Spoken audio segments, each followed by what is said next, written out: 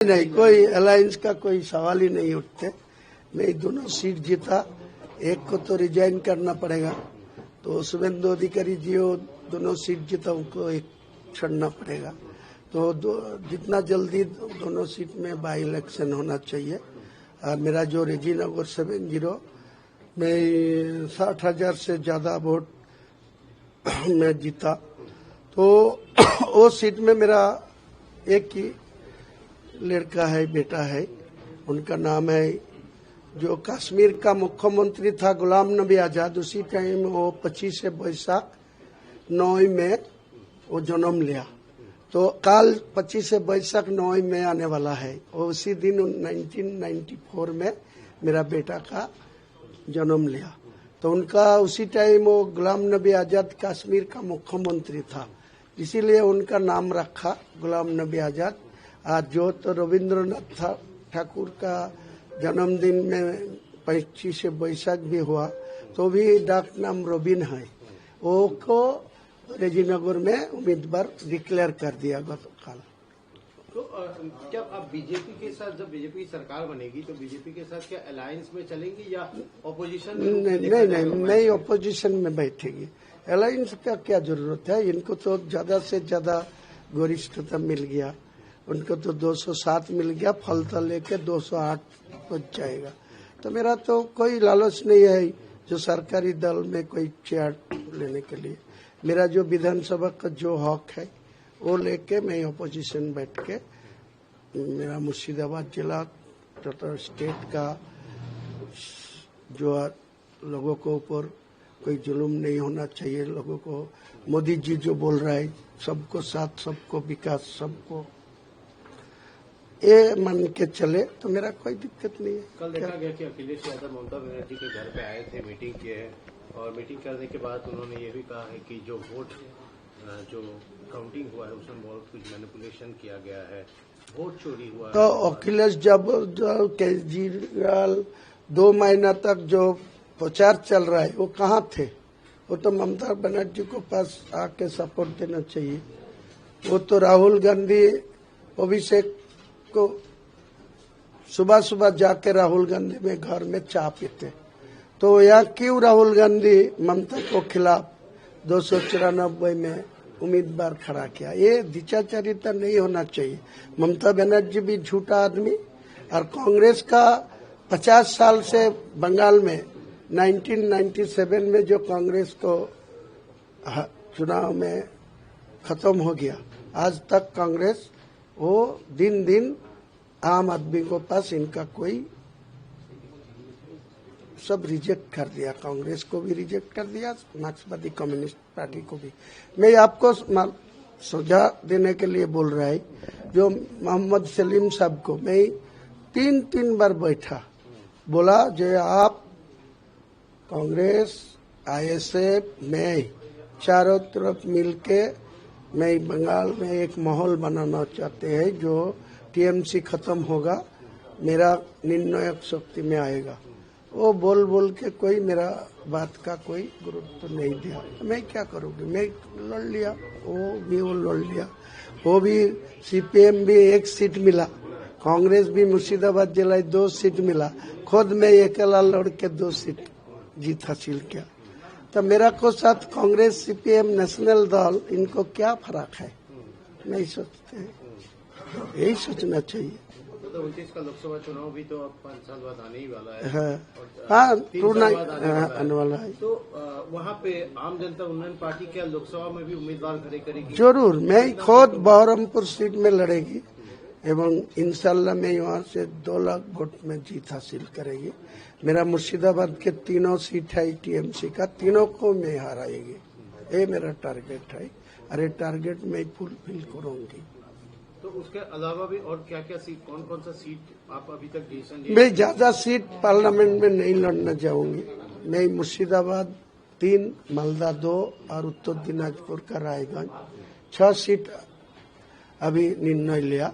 कोई जरूरत पड़ेगी तो और 2-4 सीट लड़ने जाएगी, क्या दिक्कत है? सवाल दादा ये है कि बाबरी मस्जिद जब आप बना रहे थे तब बीजेपी की तरफ से उसका विरोध किया गया, उसका नाम के ऊपर विरोध किया गया। देखिए, कंस्ट्रक्शन शुरू है, क्या कहेंगे? देखिए बीजेपी को नेता लोग पहले एल के आडवाणी जी, मुरली मनोहर जोशी जी और आरएसएस का जो पदाधिकारी है, उनको सब लोग, उनका एक ही मकसद था, एक ही टारगेट था, जो अयोध्या में राम मंदिर बनाना। तो राम मंदिर के सामने रख के वो पहले अटल बिहारी वाजपेयी जी प्राइम मिनिस्टर हुआ दो बार, एक बार 13 महीना, एक बार 5 साल। फिर 2014 में ये राम मंदिर के सामने रख के 3 बार हैट्रिक किया मोदी जी। तो मेरे ख्याल से मैं मस्जिद बनाना है, भारत का संविधान जो है, मेरे सर्वोच्च न्यायालय मेरा पास वो जुडिशियल का जो जजमेंट दिया, तो मेरा उस फेवर में है। वो कंस्ट्रक्शन बनने दीजिए, बाद में जो नाम आएगी, बबरी होगी ना क्या होगी, वो बाद में तो कोई रुक सकते, तो कोई कोर्ट में मेरे को आपत्ति आएगी तो मैं सोचेगी, लेकिन कंस्ट्रक्शन तो चल रहा है।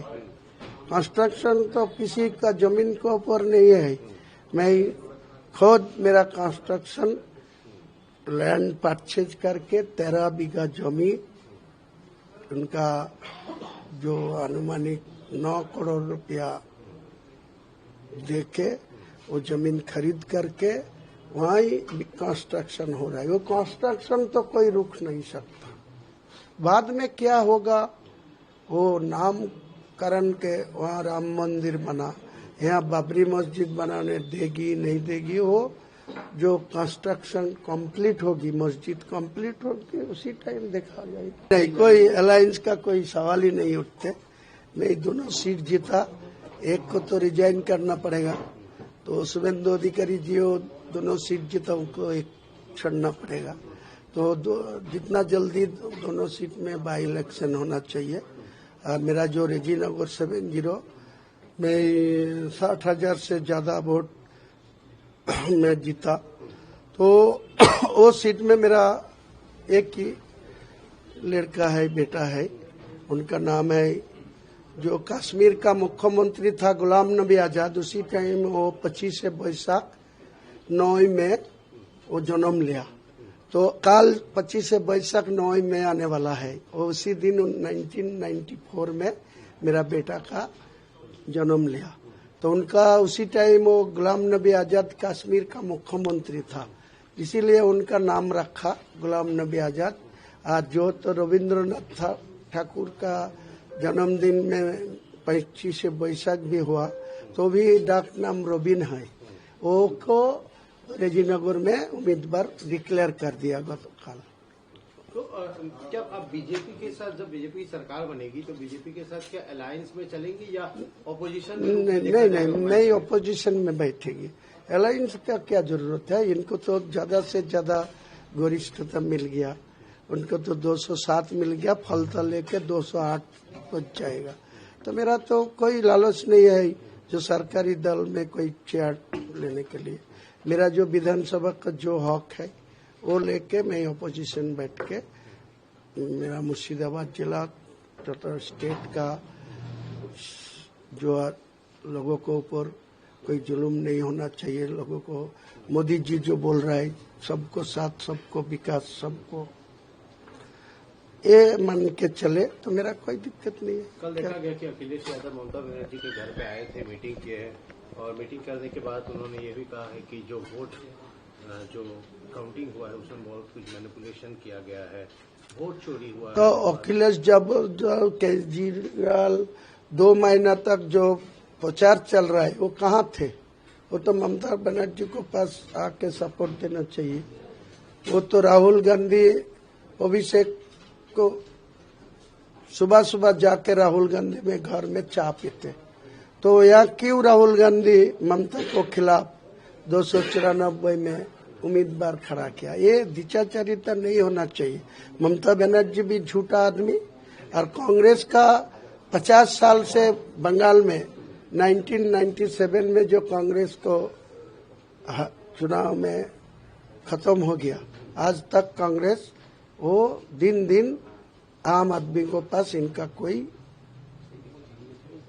सब रिजेक्ट कर दिया, कांग्रेस को भी रिजेक्ट कर दिया, मार्क्सवादी कम्युनिस्ट पार्टी को भी।